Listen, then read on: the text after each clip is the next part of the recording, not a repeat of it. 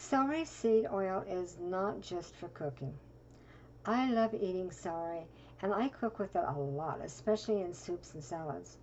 But have you tried the celery seed oil?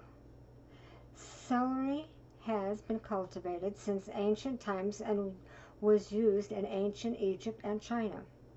Celery was also used as medicine to help with urinary problems and with inflammation issues with joint and connective tissues such as arthritis and gout.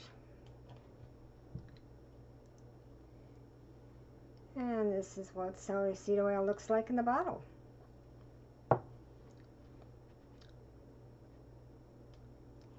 These oils may help with bloating, bronchitis, congestion, dandruff, reduce uric acid in gout, hemorrhoids, indigestion, jaundice, kidney detoxification, lactation, that's to increase the flow in breast milk, nervous disorders, urology, sexual problems, puffiness and redness in the skin, and it may also help with calming the nervous system and help with more restful sleep.